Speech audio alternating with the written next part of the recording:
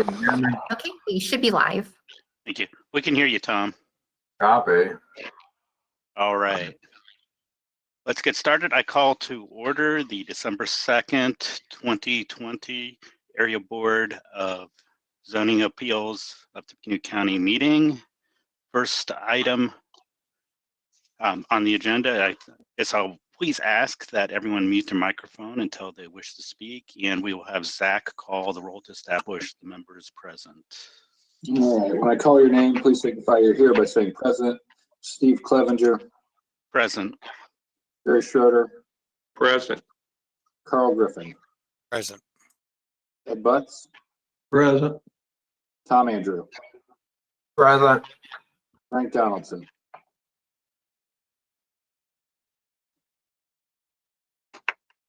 And I think you're on mute, Frank. I can see you.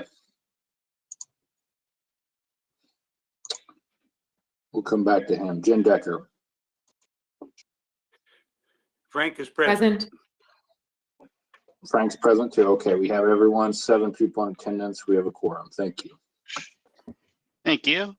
And I'll ask for approval of the meeting minutes from our last meeting. I move to approve the minutes from the September 23rd, 2020 Board of Zoning Appeals public hearing. Second that. Any comments or corrections?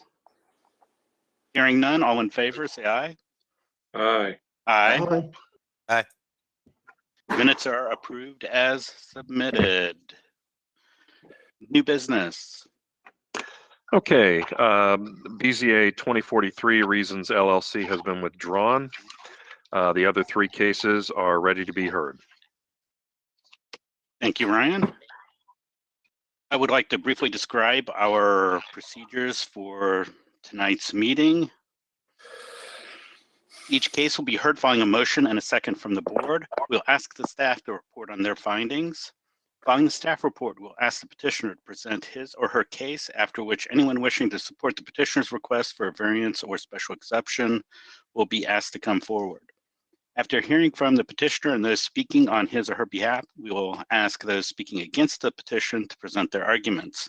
The petitioner will be allowed to rebut arguments raised by those in opposition to his or her petition. Following the rebuttal, the board may wish to ask questions of the petitioner, supporters, and opponents of the petition or of the staff. The staff will have the opportunity at this time to make any necessary clarifying comments. We will then vote by use of a prescribed ballot. 4 votes are necessary to make any decision. In the absence of 4 votes, either for or against, the petition is automatically continued to the next meeting. Please observe the following guidelines for the sake of time and fairness to all. State your name and address for the record before you speak. Limit your remarks to 5 minutes or less.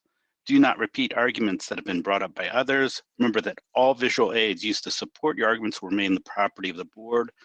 Cell phones should be turned off while the meeting is in session, and please mute before using your cell phone.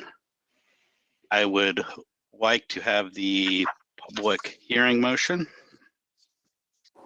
I move that there be incorporated into the public hearing portion of each application be heard this evening and to become part of the evidence at such hearing: the Unified Zoning Ordinance, the Unified Subdivision Ordinance, the Comprehensive Plan, the bylaws of the Area Board of Zoning Appeals, the application and all documents filed therewith, the staff report and recommendations on the applications be heard this evening, and responses from checkpoint agencies. Second.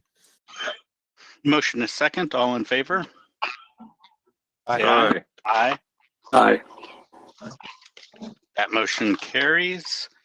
I would like to say that if anyone is listening here for BZA 2043 Reasons LLC, that case has been withdrawn and will not be heard this evening. And I'd like to ask staff, is there anyone in the Tippecanoe room? Presently, there is not. Okay, thank you very much. And I will take a motion to hear the first case, please. I move to hear and vote on BZA 2044 Mezzanine 7 LLC. Petitioners requesting the following variance to raise the existing structure and construct a new 3-story student apartment in an R3W zone. Number 1, to decrease the minimum lot width to 59 feet from the minimum requirement of 70 feet, UZO 2-10-6. Number 2, to reduce the front setback to 12 feet from the minimum requirement of 25 feet along Wood Street, UZO 2-10-8. Number 3, to increase the height of the structure to 19 feet from the maximum allowed 14 feet at the finished floor of the upper story, UZO 2-10-11. Number 4, to reduce the off-street parking to 6 from the minimum requirement of 11 spaces for university proximate residents. That's UZO 4-6-4. And number 5, to eliminate the requirement of a 5-foot no parking setback, UZO 4-4-6. I second. We have a motion and a second. And Ryan? from Okay. staff, please. All right, thank you. Go ahead to the next slide.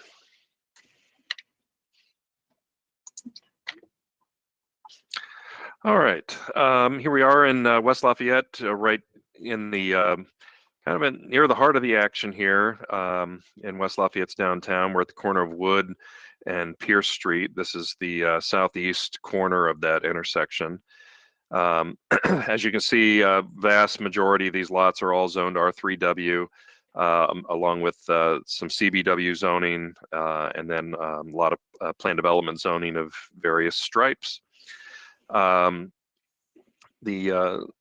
land use pattern, of course, a lot of these structures, including this one, used to be single family structures or duplexes, many of them, and have slowly converted to apartments over the years, to the point now that in this immediate neighborhood that, for lack of a better term, we'll just call South of State Street, there are no homeowner occupiers anymore. They are all being rented in some fashion, either as single family homes or as converted homes.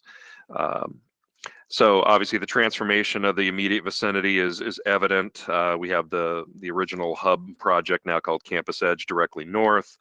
That high rise is now maybe 3 years old now, at least 2 years old. And we have a mid-rise project further to the east, the 202 South Chauncey project. And then further south, down Grant Street, we have the Grant Street Station project, which is a mid-rise structure, 5-6 stories. So a lot of multifamily here of varying stripes, whether they be low-rise, mid-rise, and now even high-rises.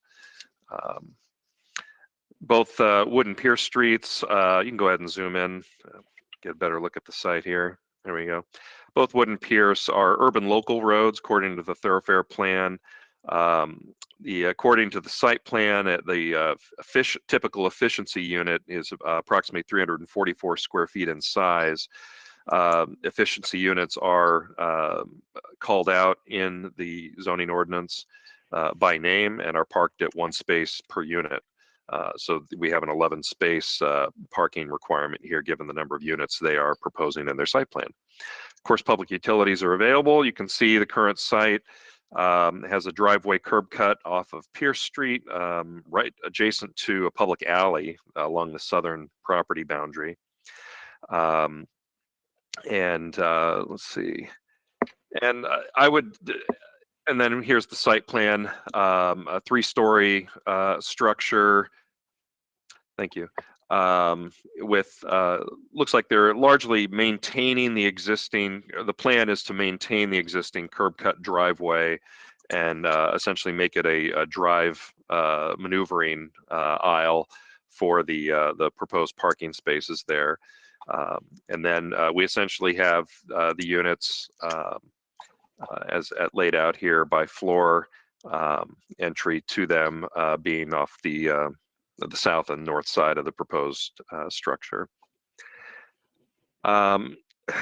Okay, in terms of our comments, the West Lafayette Downtown Plan, which was adopted early this year, has this area in the Chauncey Village land use category, which is basically a sort of a mid-rise version, an in-between space where the high-rise development is not necessarily appropriate, but any low-rise development is certainly fine, but something of more of a mid-rise variety, 4, 5, 6 stories potentially, could also be supported by this particular category. It recommends a diverse mix of uses of residential, non-residential, mixed-use environments. So it's a fairly mixed up land use category. So the plan itself would not frown on a 3-story apartment building, and so I can definitely say that categorically, that the proposed use is not out of place per the plan. So that's policy, but the tests are the tests, and so when we do variance cases, we will stick to the book with that regard relative to hardships. As the requests go. I was unable to get out to you a addendum that I had drafted, so I'm going to do it audibly. Basically, for variance request number 1, I originally recommended denial. I'm switching that to approval, and I'll explain. So let me go ahead and go through the requests here.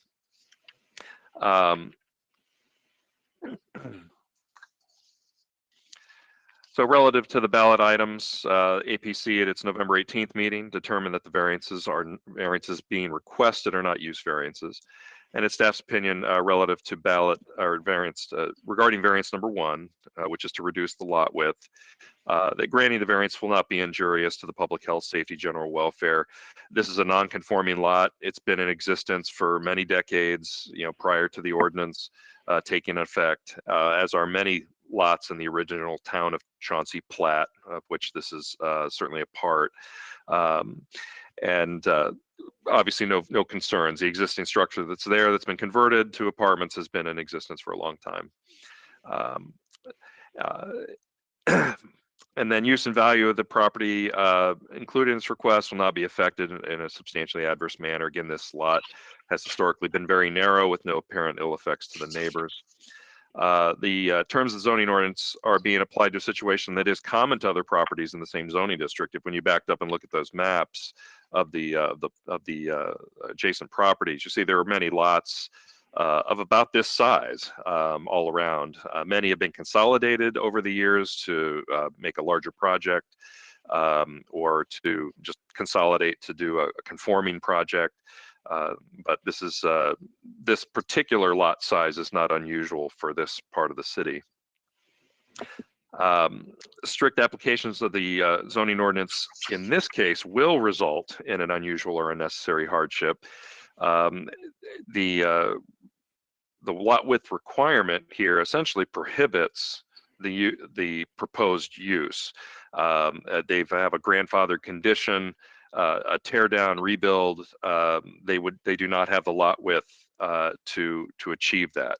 So we essentially have a substandard lot, if you will, and that is definitely a zoning ordinance imposed hardship. Even though there are many lots like this in Chauncey, in the original town plat, in this instance, this lot existed before the ordinance, and so it's staff's opinion that is a hardship. So relative to 5A and B, the hardship is not self-imposed because the ordinance is imposing the hardship relative to lot width, and the variance does, in our opinion, provide the minimum relief in order to make the lot developable, and that this particular ordinance does not produce an unnecessary sanction in staff's opinion. Relative to variance number 2, the reduction in the street setback, in staff's opinion, the granting the variance will not be injurious to the public health, safety, and general welfare. The reduction in the street setback is somewhat comparable to the subject property's immediate eastern neighbor. That's another similar sort of situation where you have a apartment building from days gone by, and so their setback is roughly in the same vicinity.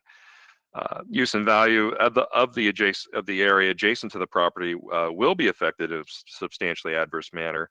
And in this instance, I refer to the West Lafayette downtown plan. I'm not going to give you any quotes, but that plan breaks the downtown into blocks, and then it sort of tells a potential land use story of development options and potentials, and it recommends a possible consolidation of lots.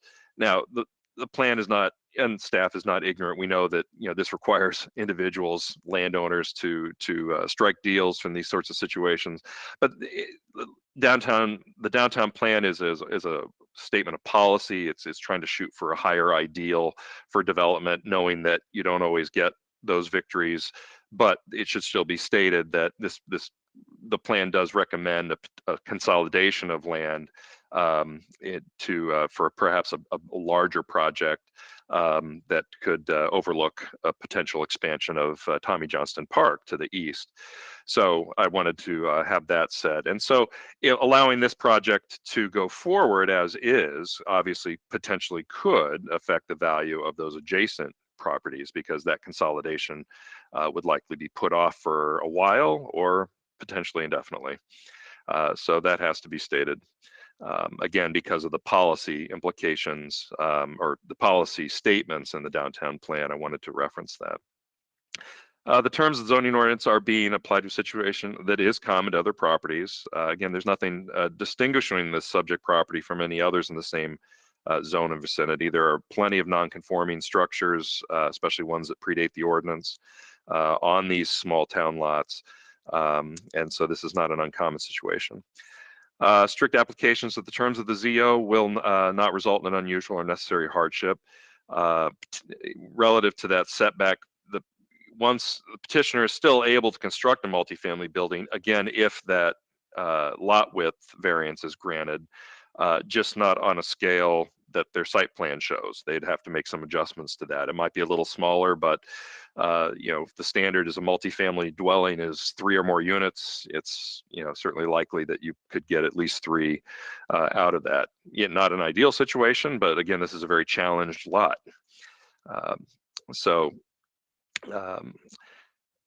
And so our hardship tests, in our opinion, are not met for that item. Relative to variance 3, increasing the building height, staff does agree with this and does recommend approval. And the tests prove it out there. Basically, the ordinance in this case is concerning a 14-foot to the highest floor from grade. And that is a standard rooted in West Lafayette Fire Department's restrictions from a long time ago. That are no longer in place. Westside Fire, as you can imagine, is perfectly capable of handling high-rise fires. Otherwise, they would not have been accepting nor negotiating the high-rises that were constructed in the city over the last couple of years. So this ordinance is something that's going to be addressed. One of the recommendations of the land use plan and the downtown plan was to look at a comprehensive rezoning adjustment and a possible form-based overlay for this neighborhood. And so that, as we await that, staff has shown some history now with this particular height requirement of saying that in these situations, a variance is acceptable because the ordinance is imposing a hardship. Because the reason for the height issue is no longer applicable. Relative to the reduction in on-street parking, it's staff's opinion that the variance requested potentially could be injurious to the public health, safety, and general welfare. We found with these smaller projects in our development history here that a lot of the smaller ones, especially efficiency units, tend to park more robustly than the larger projects that have multiple units in them. And so there's a potentiality here where there could be some parking spillage over into the neighboring streets, and other situations that may not be ideal. And so we consider this a potential, hazard in terms of spillover for parking. So we are acknowledging that. And likewise, with the parking issue, relative to point 3, not enough parkings could substantially affect the use and value of adjacent land if there are parking issues. The terms of the ZO are being applied to a situation that is very common. There's nothing, again, distinguishing this property from any others in the same zone and the immediate vicinity. And the terms of the ZO will not result in an unusual or unnecessary hardship. Again, a multifamily building could still be built, just not of the, again, with that lot width variance granted, just not of this scale or magnitude. And so again, with that parking standard being, one per unit for efficiencies. Okay, and then I think we're down to the last one, the elimination of the no parking setback. Again, staff cannot find a case for this.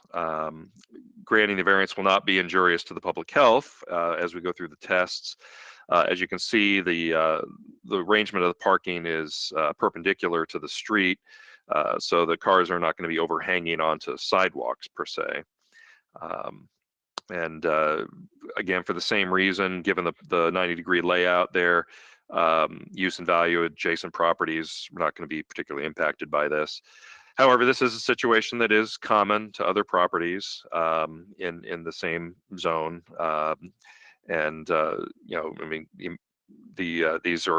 We have rear loaded situations in the adjacent lots as well. So this is not an uncommon situation that would call for this. And then strict applications of zoning ordinance will not result in unusual or necessary hardship. Again, it's just this proposed layout is sort of imposing the problem, and that if with the potential redesign and a grant of that first variance, we might be able to have a smaller project that could meet the ordinance requirements. And so we are recommending approval of variances 1 and 3, and we are recommending denial of 2, 4, and 5. Be happy to answer any questions. Thank you, Ryan. Petitioner or his or her representative. Yes, thank you. Good evening, Dan Teeter, attorney with Riley, Teeter and Schreier. I represent the petitioner. Don Teeter is the petitioner. He's present. He'd be happy to respond to any comments or questions that you might have. As staff's indicated, we're asking for 5 variances in order to erect apartment building on the site. The property is a converted house built in 1938. We're allowed to have 5 units with 10 beds on the site, and we presently have parking for 4 spaces as well. Petitioner is going to raise the house and build a 3-story apartment building with 11 efficiency units, and we will have 6 parking spaces. Each unit is going to have 344 square feet of living area, plus either a balcony or deck, depending upon what floor they're on. The building will have fire-rated walls. It will also be sprinklered. And I think, again, it's important to point out the area. This is a highly dense part of campus, and we've got the high rise directly across the street. That building comes right up to the sidewalk, so there's no setback there. And then to the east, we've got one building that's 2.5 stories. It goes underground to get the 3rd story, or partially underground. The other is a 3-story. So we've got old houses torn down to build this, build those apartments there. And then to the south, as they point out, there's a number of PDs that have occurred with 5, 6 stories. And there's a lot of 2.5 to 3 stories. There's a few older houses, of which we are one of those. So as you're aware, staff has recommended denial for 3 of the 5 variances. I would submit to you that, in my opinion, staff's disregarded their opinions made with similar properties. I don't see how they can flip-flop. In the past, APC has recommended approvals for reduction in lot width, height, off-street parking, and no parking setback. And they've done this for similar lots close to campus. So we're no different than what they've done with other lots close to campus. And some examples that I could find that staff did, here's staff's opinion on some other cases. Apartment building of any number of units is required to have a lot width of 70, an impossible standard. They do agree with this one. The narrowness of the lot is causing the hardship for a no parking setback. They don't, they said that opinion in other cases. It should be the same opinion for this case. The UZO's parking space requirement is a hardship for this site next to campus. They've said that in other cases for lots just like this, close to campus. It should be the same for ours. As a result, I think staff's opinion for these other cases, which should be the same for ours, is that they concluded that we meet all the standards of the ordinance. All 5 of those standards we meet. Health and safety, not common. Unusual hardship, self-imposed. Additionally, in my opinion, we meet the requirements of the West Lafayette Downtown Plan. They call for denser student housing in this area. Staff's talking about trying to acquire a building next door. There's our property and then 2 other properties and then the park next to it. We've tried to work with the city a little bit to do a swap in there so that we could have 2 sites and they could then have more expansion for the park and well, everybody be happy. However, the one party in the middle of the block won't respond to our comments or our interests and will not respond to West Lafayette's comments or interests. So the chances of what the West Lafayette Downtown Plan suggests is not going to be possible, in my opinion, in this particular case. We're only increasing the density from 10 beds to 11 beds. We are increasing the parking from 4 to 6 parking spaces. Our front setback request is in line with some of the other structures in the area as well. And as a result, we would respectfully request your approval. I'd be happy to respond to any comments or questions that you might have. Thank you. Thank you. Is there anyone else wanting to speak in favor? In opposition? And can we go ahead and have a minute for public comment on social media, please? Okay, I'll mark it. Stand by. Thank you. And while we're doing that, if there's any comments from the commission, from the board.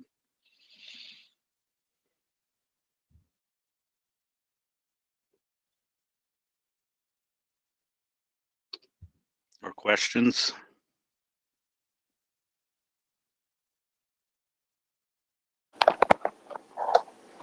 I do have a question, Dan. How's the parking handled? Or is that handled by the lease that you're allowed, kind of on a first come, first served basis or as needed basis that you have a parking spot, or is that? I don't have the answer to that. My knowledgeable brother is present and maybe he could respond. I do know that, there's 4 spaces there now. I don't know what the lease says. I would assume it's first come, first served.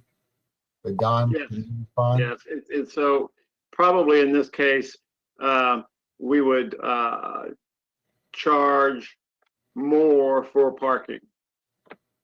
And then, when that runs out, people would you would not be renting apartments probably to people with cars. You'd be renting to people that are just walking nearby, walking campus.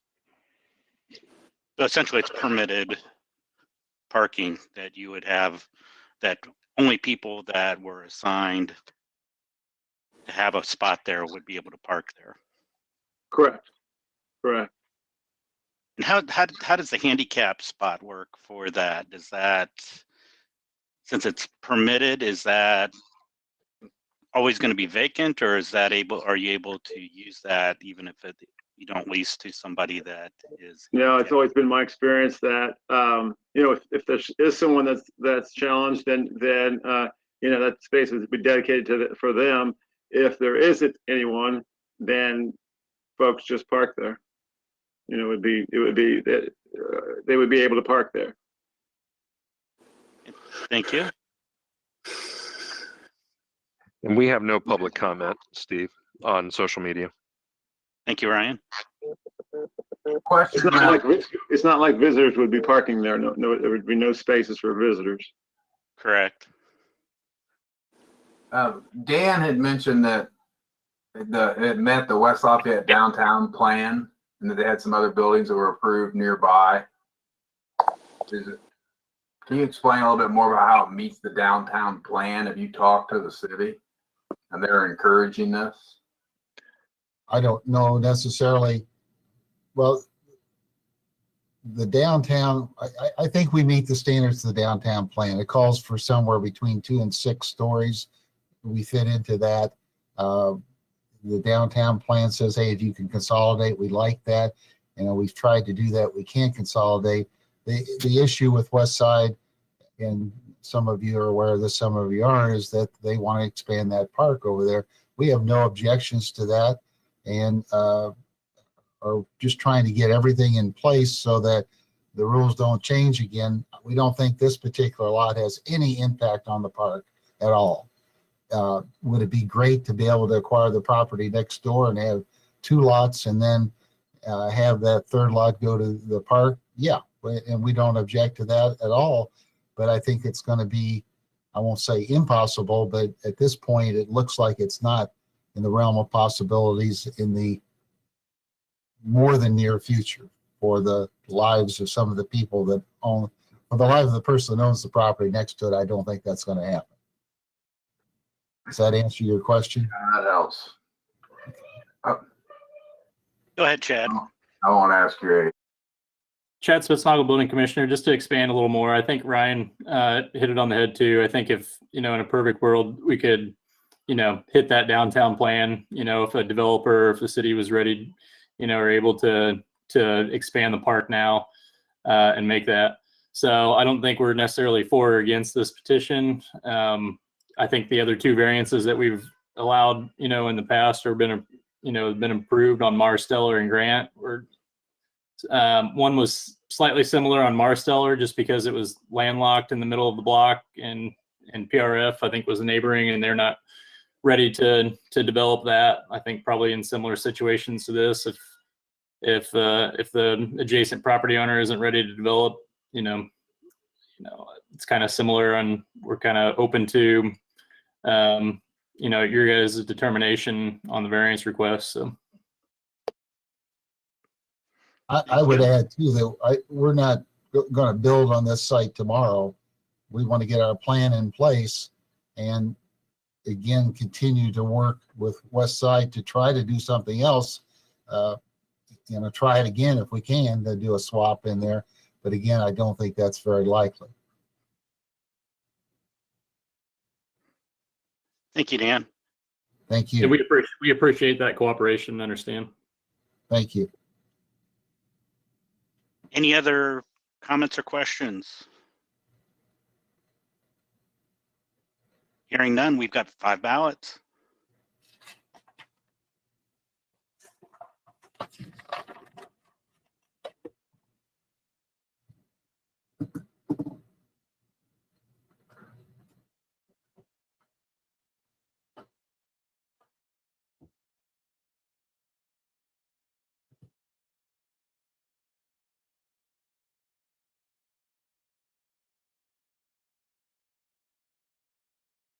Okay, how do I get to my ballots? I can send those to you.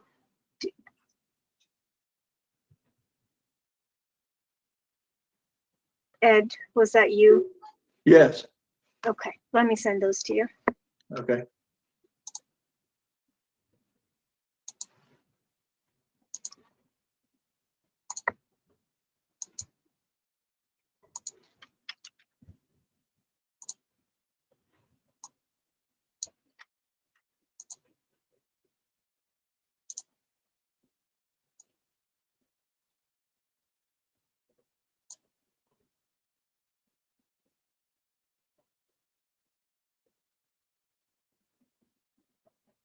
I just sent an email. Let me know if you have trouble receiving it, or if you didn't get it.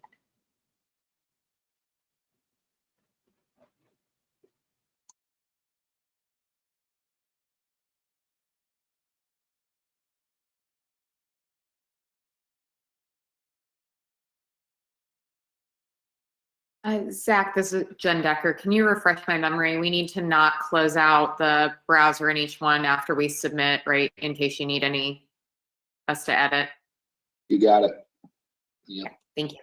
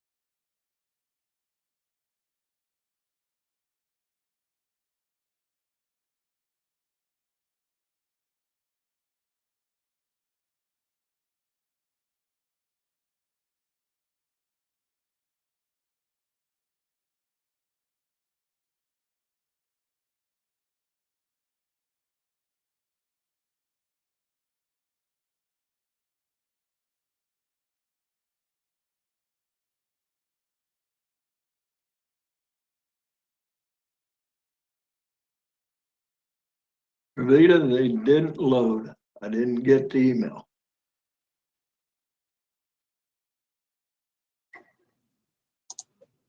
Let me see.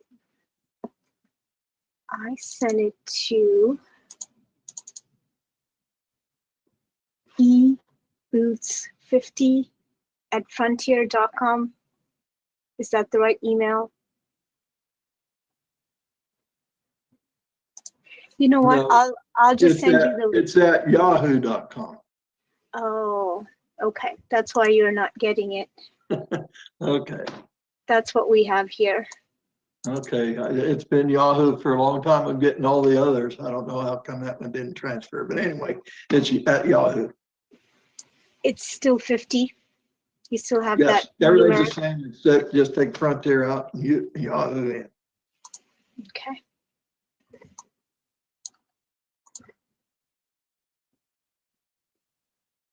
All sent.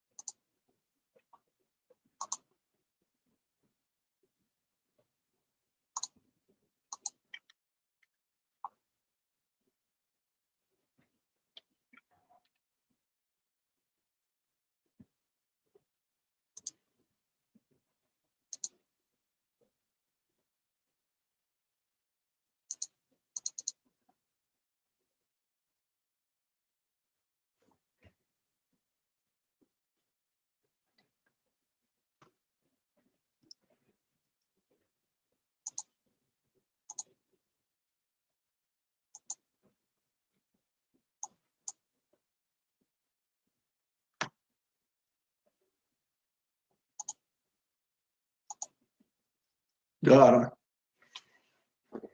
Wonderful. Hey, Tom, Andrew, look at variance number 1, question 4. I think you meant to say is not common there.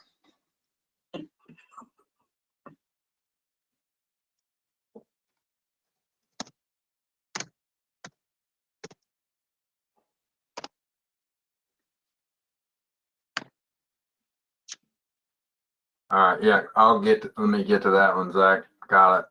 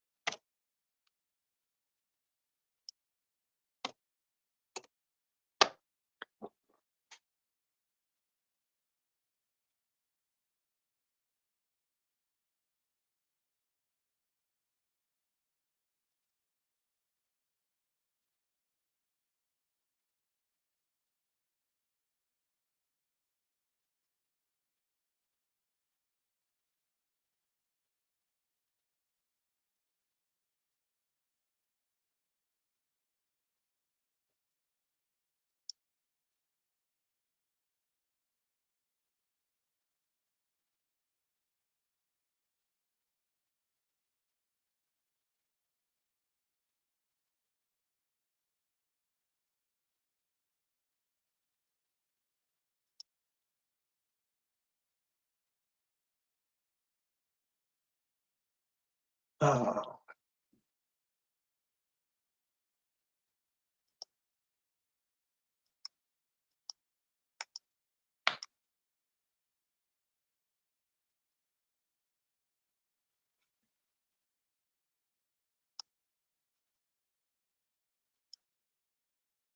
You're not muted, Ed. We can hear you just so.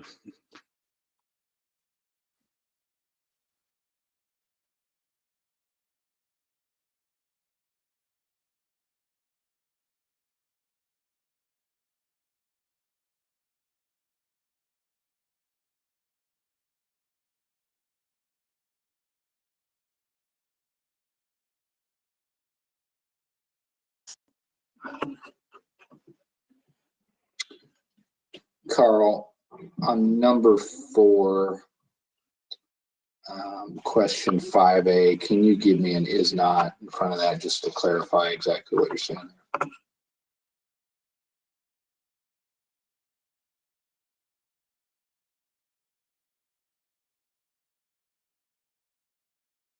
I will address that. Thank you.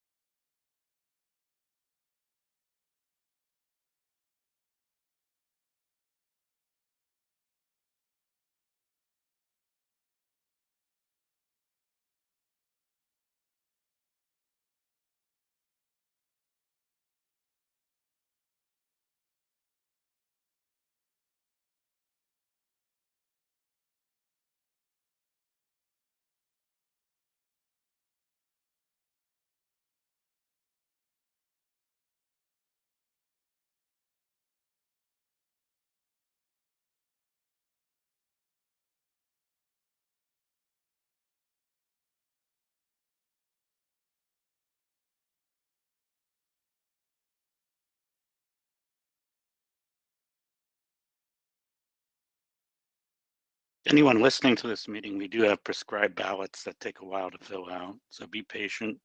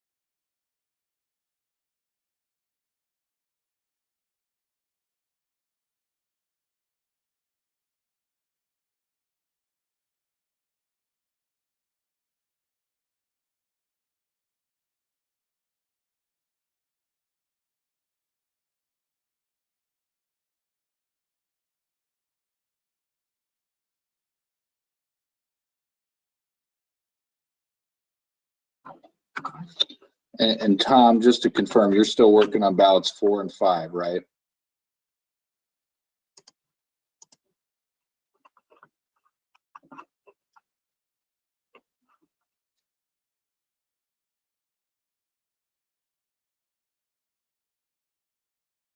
That's correct. I have 2 computers going. I'll try and pick up the pace.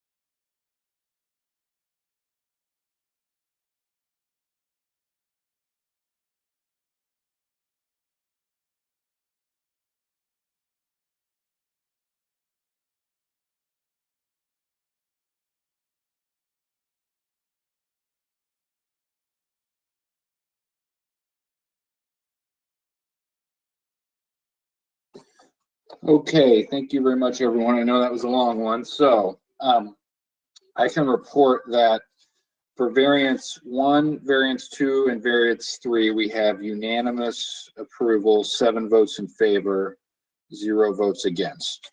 For variance 4, we have 6 votes in favor, 1 vote against. And for variance 5, 6 votes in favor, 1 vote against. Because of the governor's executive order, we have to confirm these by voice vote. So what I'm going to do is let's bundle the first 3 variances together since that was unanimous. And when I call your name, please confirm your vote of approval on those first 3. Steve Clevenger, Approval. Gary Schroeder, Approval. Carl Griffin, Approval. Ed Butts, Approval. Tom Andrew, Approval. Frank Donaldson, Approval. Jim Decker. Approval. All right, those first 3 are approved, 7 votes in favor, 0 votes against. We are going to do a roll call on the next 2. So on variance number 4, and I'll just remind you, Frank, this is the one where you voted against. We need to confirm everybody's vote. Steve Clevenger, Approval. Gary Schroeder, Approval. Carl Griffin, Approval. Ed Butts, Approval. Tom Andrew, Approval. Frank Donaldson, Denial. Jim Decker. Approval. Thank you. And then on the last one, Carl, this is the one you voted against. When I call your name, please confirm your vote. Steve Clevenger, Approval. Gary Schroeder, Approval. Carl Griffin, Denial. Ed Butts, Approval. Tom Andrew, Approval. Frank Donaldson, Approval. Jenny Decker. Approval. All right. Very good. Thank you, everybody. Thank you very much. Thank you. All Thank you 5 very much. variances. Appreciate it. All 5 variances have been approved. I'll take the next case, please. I move to hear and vote on BZA 2045, Tim Stevens. Petitioner is requesting a variance to allow a gateway directory sign with a setback of 20 feet instead of the minimum requirement of 30 feet and a business park on a GB zoned lot. Property is in the proposed Sagamore Commons subdivision west of Sagamore Parkway West, West Lafayette, Wabash 1, South half 23-5, UZO 4-4-8. Second.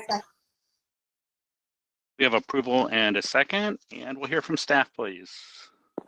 The property was rezoned to GB in 2018.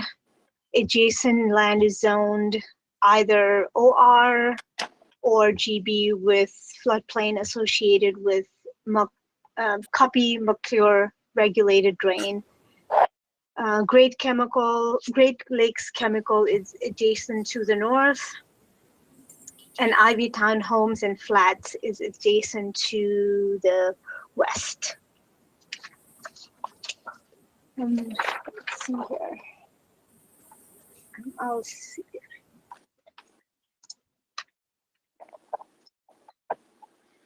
So this is the proposed subdivision lot, and I have some images for you. At this point, there are only 3 lots that have been final platted within Sagamore Commons. So the proposed gateway sign will be on the proposed lot 4 of the preliminary plat. Let's see. Oh, and the directory sign would be located within the 20-foot by 20-foot sign easement adjacent to the main entrance. So this is the entrance to this entire commercial subdivision. So the directory sign would be right over there, if you can see my mouse. And there are some images blown up on the screen for your reference. So the sign would be, when built, would look like this. APC staff and West Lafayette staff worked for about a year with the owner developer of Sagamore Commons to amend our existing sign section of the USO. The result of this collaboration were the newly created standards passed by West Lafayette in September for signage within a business park, and included a new type of sign, a gateway directory sign. This type of sign is similar to an integrated center sign, but serves business park instead of shopping centers. Based on the user formula for gateway directory sign area and height, the Sagamore Commons property is eligible for a 250 square foot sign with a maximum height of 30 feet. As a maximum standard, there is no requirement that the sign be 30 feet tall and nothing preventing the gateway directory sign from being shorter. The required setbacks for all freestanding signs allowed by USO are based on each sign's individual height. This is both for safety reasons and to encourage shorter freestanding signs. Petitioner argues that most intersection right-of-ways are not as large as on the subject properties, so the lot has extraordinary circumstances. In staff's opinion, the right-of-way along Sagamore Parkway is quite typical in size and includes a new right turn lane. While staff agrees with petitioner that requiring the full setbacks would move the sign into the parking and circulation area of the lot on which it is proposed, staff would argue that at this stage of development, before this lot is final platted, the shape and the size of the lot is not set in stone. It's possible that a new lot configuration could be created or a shorter sign with a smaller required setback could be proposed. Regarding this case, Area Plan Commission unanimously voted that the sign ordinance be strictly adhered to. Regarding ballot items, Area Plan Commission on November 18th determined that the variance requested is not a use variance, and it is staff's opinion that granting this variance will be injurious to public health, safety, and general welfare of the community. Although unlikely to happen, the freestanding sign setbacks are equal to the sign height in case of a possible catastrophe that would collapse the sign and endanger the traveling public. Use and value of the area adjacent to the property included in the variance request will not be affected in a substantially adverse manner. Whether 20 feet or 30 feet from the right-of-way, the proposed sign would not adversely affect neighboring properties because of line of sight issues. The terms the zoning ordinance are being applied to the situation is common to other properties in the same zoning district. While this is an unusual situation because it is the first gateway directory sign being installed, there is nothing peculiar regarding this property's topography, site shape. That would mean the regulations of the USO cannot be applied. Strict application of the terms of the zoning ordinance will not result in an unusual or unnecessary hardship as defined in the zoning ordinance. While installing the sign with a 30 feet setback could result in practical difficulties for owner for the future lot in question, this requirement cannot be considered a hardship. A larger lot could be platted or a shorter sign requiring a smaller setback could be installed. The hardship involved is self-imposed or solely based on a perceived reduction of or restriction on economic gain. There is no hardship, and the variance request is self-imposed because it is based on petitioner's desire for a 30 feet tall sign that does not meet 30 feet required setback. The variance does not provide only the minimum relief needed to alleviate the hardship because there is no hardship, and staff is recommending denial for this request. And I'll be happy to answer any questions you may have. Thank you, Verbita. Petitioner or his or her representative? Yes.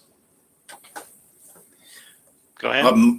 Yeah, my name is Tim Stevens. I'm the Director of Development for Man Properties, which is the managing entity for Sagamore Commons LLC.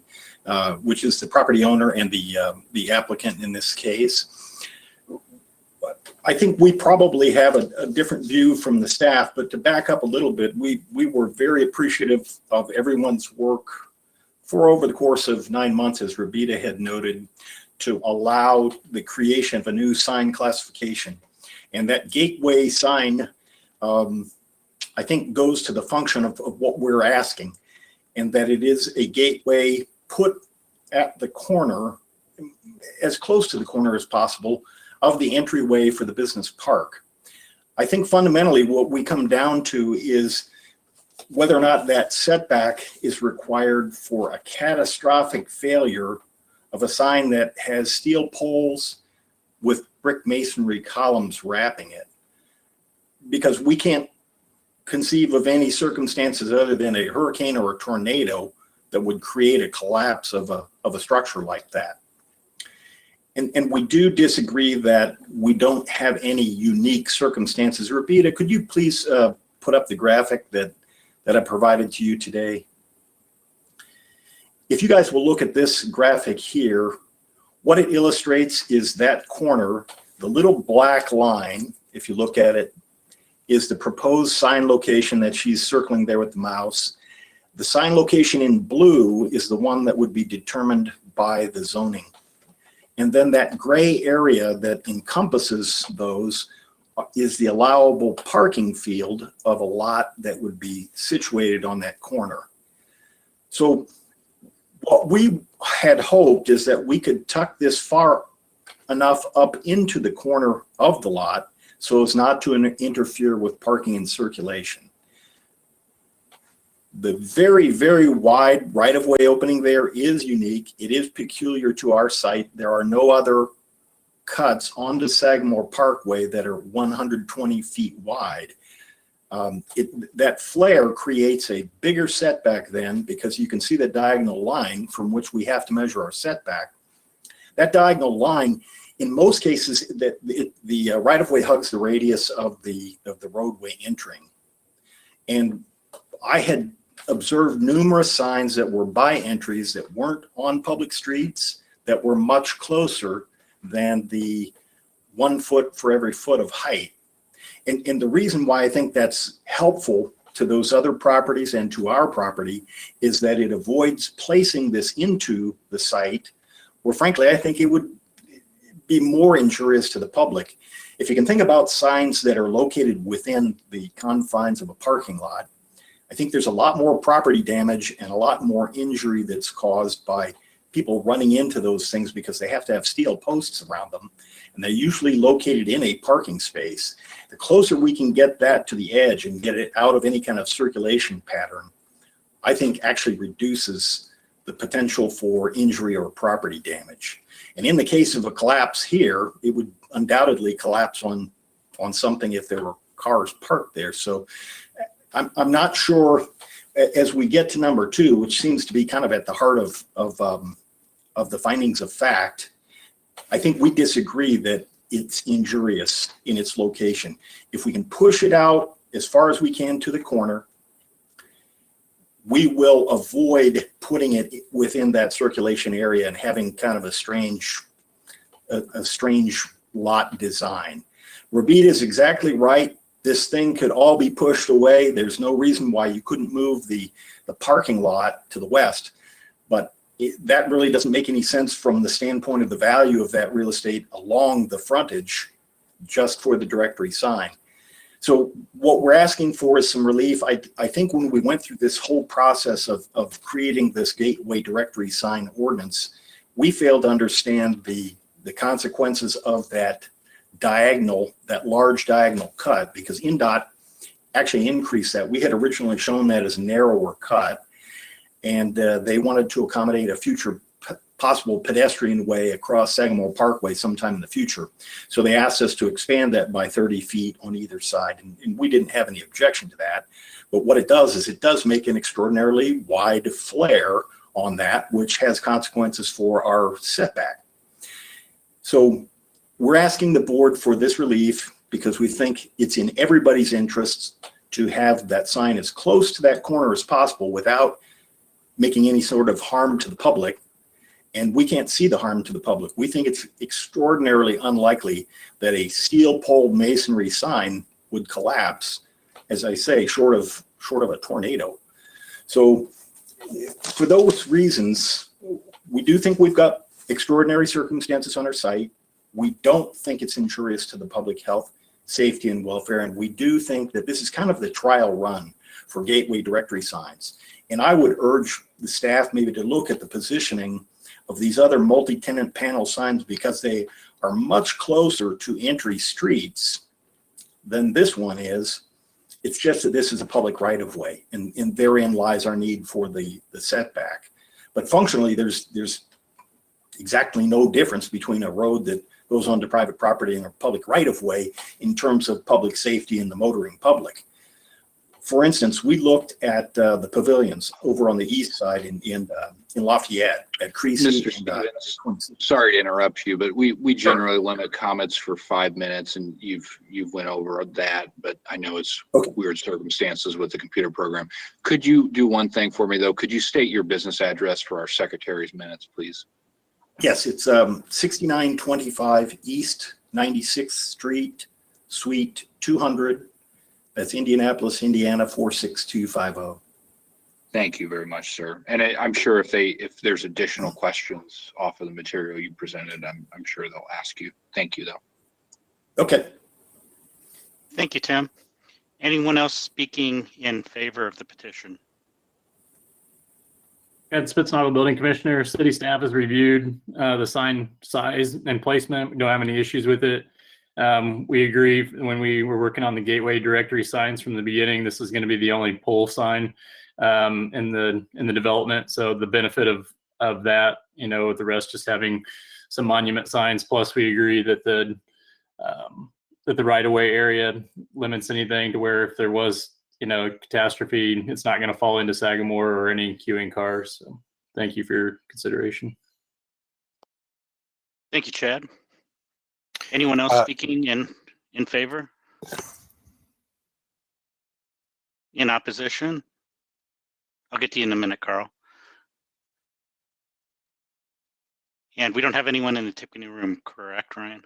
Yes, we do not. And could you go ahead and give us a minute, and I'll go ahead and take questions from the board. Okay, stand by. Okay. Kyle Griffin. Tim, explain to me again the comment that you made on this right of way, and there's some potential there for one of the reasons this is larger than usual is there's some thought of putting multi-use trail, or what are the thoughts of putting in there, please? Well, originally we were looking at a much narrower opening there. You can see how this flares out very wide, and in discussions with the West Lafayette city engineering staff and INDOT, they said if we ever decide to make this not a freeway style street and it becomes a curbed urban way, that there would be a desire at that point maybe to have a cross road, a crosswalk, and they wanted the wider area there that would maybe accommodate that and get away from Station Boulevard. And that's why they asked us to widen it out. I think that the thought was that's probably 20 or 30 years down the road, but these state highway right-of-ways, once they're there, they're kind of set in stone. So we agreed to the widening of that for that purpose. We didn't have any objection to that. We weren't thinking about our gateway directory sign at the time. Thanks for clarifying that. I do think I would just like to comment here that especially when this is a new thing, and I think that we need to consider seriously how we've got a brand new rule here, and already we are considering whether to grant an exception. To me, I think that the issues that you have brought up are important. I think that I think that they're valid for the reasons that Mr. Spitznagel has brought up, and those things that you brought up. So thank you for your for addressing the issues that we have to vote on. Thank you, Carl. Any other comments? the staff or from the board? I do have a question, or I guess actually a couple questions. One is, are the signs typically 30 feet high on, along Sagamore Parkway? If the question is to me, I think the height of freestanding sign allowed is 24. The whole idea behind the gateway sign is that it will create the only sign that's a freestanding sign. And so it's allowed to be 30 feet tall. The staff can correct me if I'm wrong, but what it would do is foreclose the opportunity for any of the other frontage property owners to have their own freestanding pole sign. So it would limit the entire frontage to a single sign. And everybody thought that was a good idea from an aesthetic standpoint. Okay. And so that's the reason for the 30-foot sign, you couldn't deal with like a 20-foot or 25-foot sign and shorten it. We do have greater need for identification because it includes the entire property. So I think that was the reasoning behind the staff's support of the larger height and the larger sign area, because it effectively has to combine all of those lots. They don't get their own pole signs to announce their presence. And I'm assuming that the Culver's lot is it's exempted out of this sign lot and will not have signage on the gateway sign since they have their own monument sign. Is that correct? Yes, they didn't indicate that they wanted signage on that. And since they weren't seeking a pole sign of their own and instead had the ground sign, right, they were not on there. I guess if they wanted to be on there and they talked to us about it, we certainly would be interested in providing them a panel. I guess that's a question for either Chad or staff. Is that allowed since they do have that monument sign that they're allowed to have beyond that? And since they're not in the, look like they're exempted out of this variance itself. Chad Spitznall, correct. They are allowed to go on this gateway sign. Since they've only agreed to a monument sign on their lot, they're still allowed their allotted space on this gateway sign. Is there any reason why the staff report shows that lot, the Culver's lot, as being out of this variance? We didn't own it. And does that? Steve, I can clarify. I can offer to clarify that.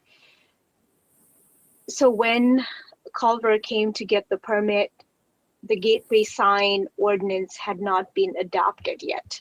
So they are technically grandfathered in, if that makes sense, that they already got their permit for their signage and then their building prior to the adoption of this gateway sign amendment to the ordinance. So any further development in that area will be within, will have to abide with the gateway sign application that has been proposed today. Correct, but since the Culver's lot was not included in the variance, are they allowed to have signage on that gateway signs? Oh, no. Are you looking at the, I think there's some confusion. Are you looking at the site plan? Yeah, I'm looking at the site plan, the yellow, So yellow excludes the Culver's lot. Right, that is only for reference. It's not part of the, yeah, gateway sign it has no reference to the lot lines. It's primarily only on the easement. So the plan that you see on the screen is only for the reference. The definition of gateway sign explicitly states that it is only on the easement. So the easement that you see highlighted in yellow is actually the boundary of their request. I think he's referring to the outline, the yellow outline on the aerial photograph. Correct. Oh, I see. Oh, and the reason why we submitted it that way was because that is the real estate we own. But the gateway sign would actually apply to the whole business park as conceived as a single 40-acre tract. So the reason why that it also excludes the southwestern lot there too. Right, but I guess the question is since it was excluded from the variance, would they be allowed on the gateway sign? Because the gateway sign is not, only applies to the site plan. We didn't think we had authorization to ask for a variance that would apply to somebody else's property.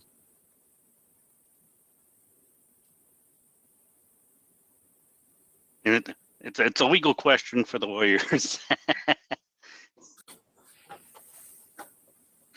I don't think you can, I mean, potentially, yeah, it could be an issue. I see that, but you know, that's not what. Right. And But we this can't variance create doesn't. that.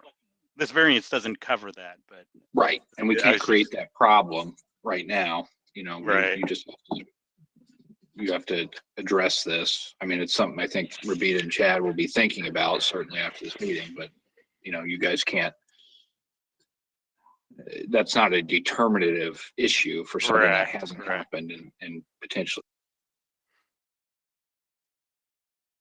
Any other questions? Or comments? If not, we've got a ballot.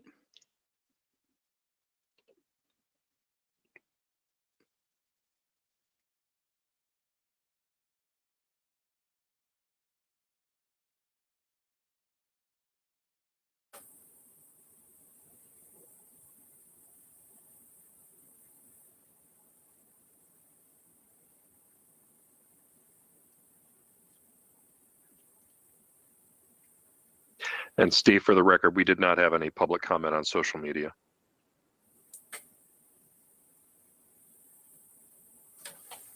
Thank you. I got carried away with my questions.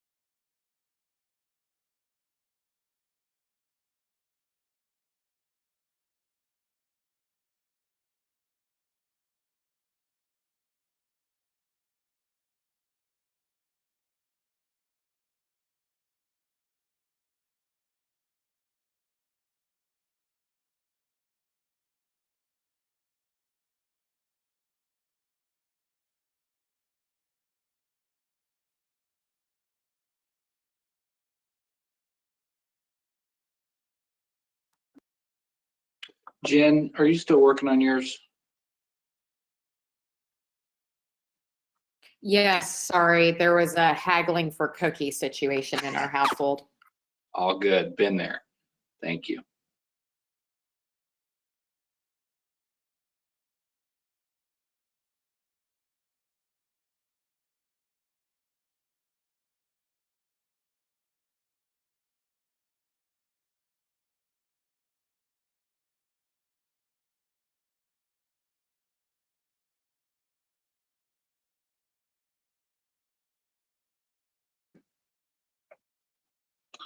Okay, the vote is 6 votes in favor, 1 vote against.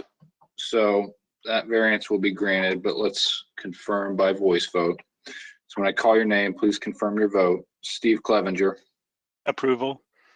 Gary Schroeder, Approval. Carl Griffin, Approval. Ed Butts, Approval. Tom Andrew, Denial. Frank Donaldson,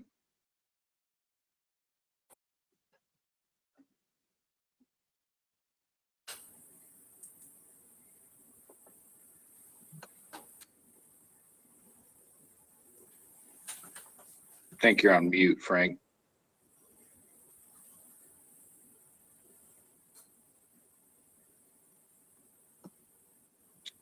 We'll come back to Frank. Jen Decker, Approval.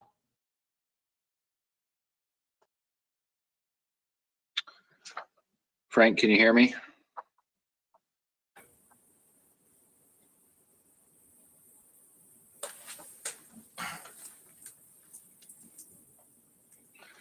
Frank may be having some technical issues, but his vote was approval as well. So 6 votes in favor, 1 vote against. We do have the ballots. I think we can move on to our next item. Thank you, Thank you very Zach. much. That variance has been approved, and we'll take the last case, please. I move to hear and vote on BZA 2046, Donald R. Van Dame. Petitioner is requesting a variance to lie setback of 26 feet instead of the required 60 feet from McCarty Lane to build a house on 1.126 acres zoned AW. The property is located at the southwest corner of State Road 26 and McCarty Lane. That's Perry 20 Southeast, 23-3, UZO 2-26-7. A Second. second. I have a motion and a second, and we'll hear from staff, please. The site is zoned AW, as are the property to the east across McCarty Lane and to the north across State Road 26. The site will have to be served by septic and well. The property owner has already initiated the soil study upon health department's recommendation. Let's see here.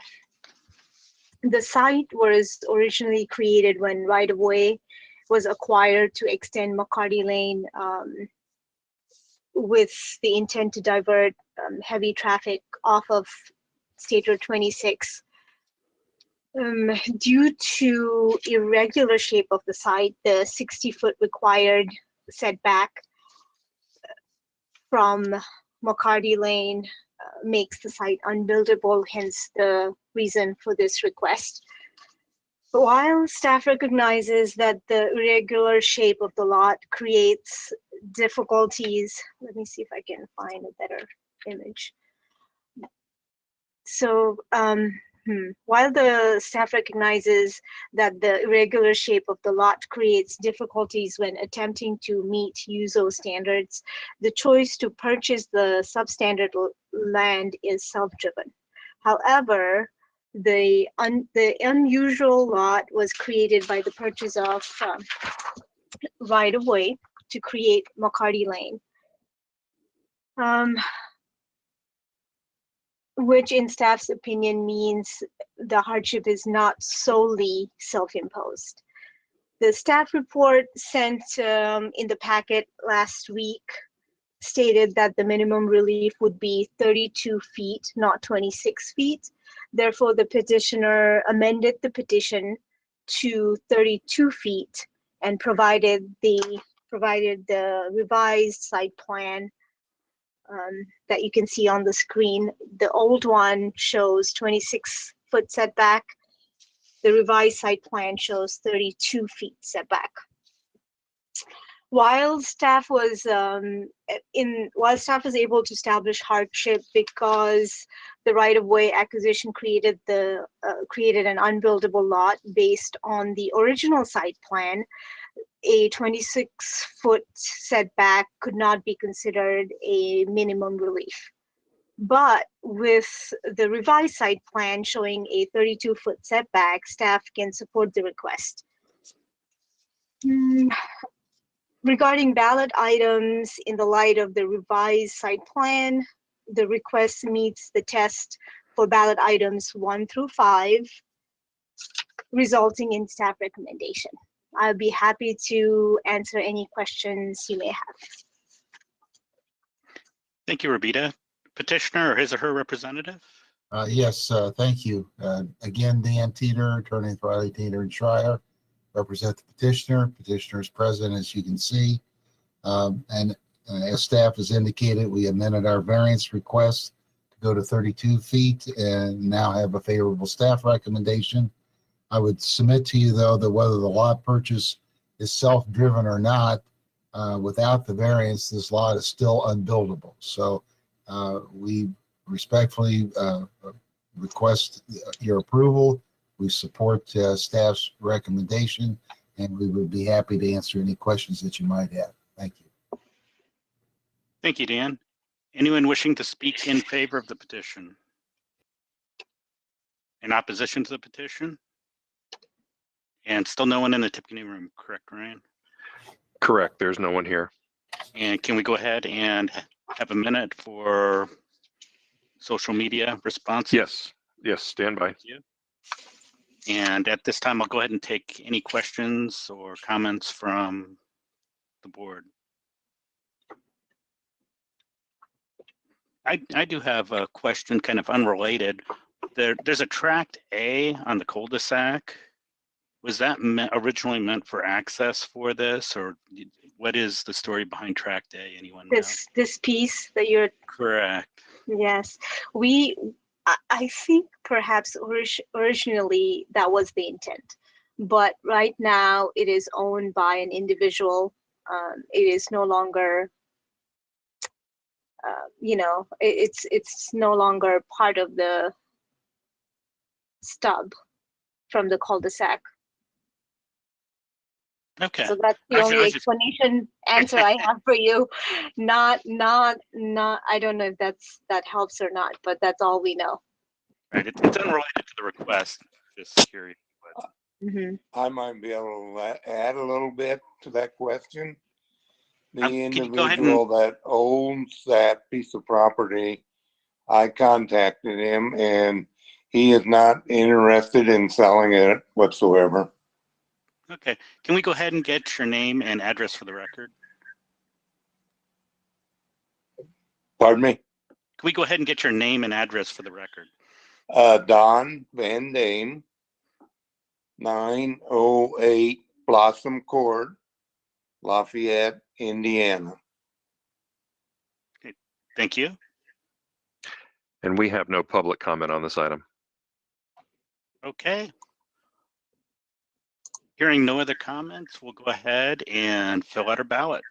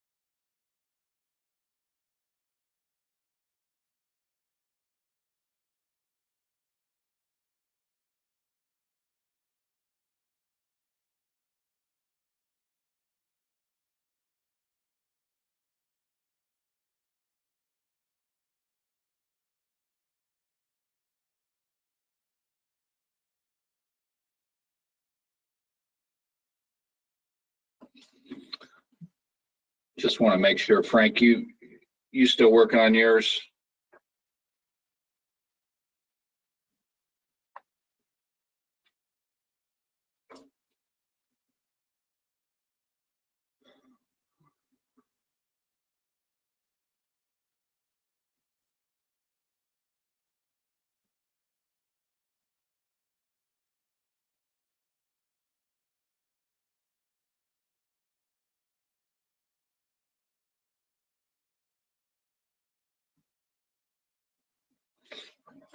Frank, can you hear me?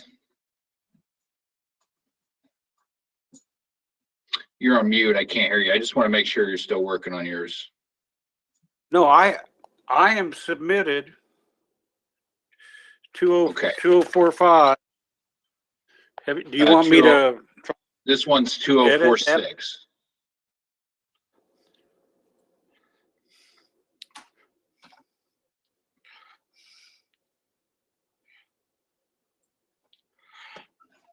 Oh, so you're waiting on me. You're fine. 2046, though, is the last one. Okay, let me just review it real fast.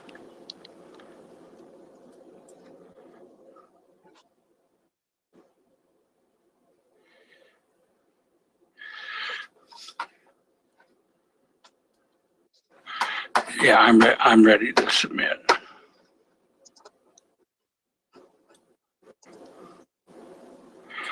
I guess my sound cut off.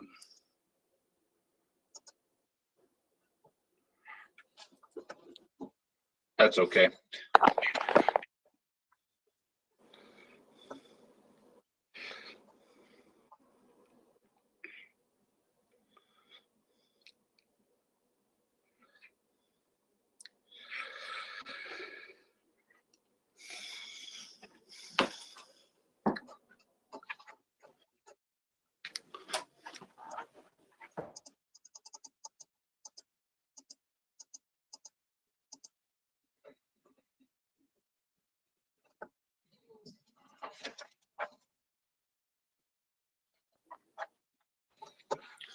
All right, there are 6 votes in favor, 1 vote against.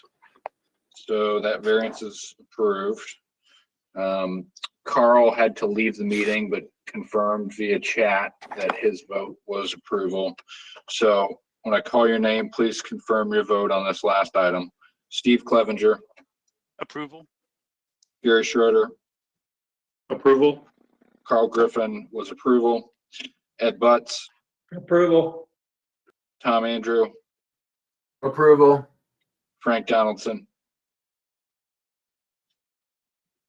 Denial.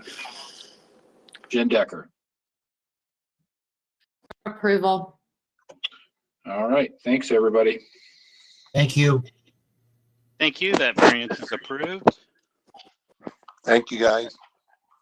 Unless any member has an objection, the chair will order the findings of each member casting a vote for the majority decision of the board to be the collective findings of the board in support of the decision of the board. Hearing none, it is so ordered. Administrative matters, Ryan. We have none. It's our last meeting of the year. We made it. Yep. Congratulations. A happy holidays, Merry everybody. Merry Christmas. And I'll take that last motion. I'd just like to say thanks to China for making our motions and everything makes our meeting run smooth, and Tippy Tech and anybody else that's out there that behind the scenes that works to make this run smooth. Thank you. Yep. Thank you very much. Agreed. No problem. Thanks, everyone. Appreciate it. And with Great that, job. I move to adjourn. Thank you. We are adjourned. Okay. All right. Bye, everybody. Bye. Bye. Thanks, everyone.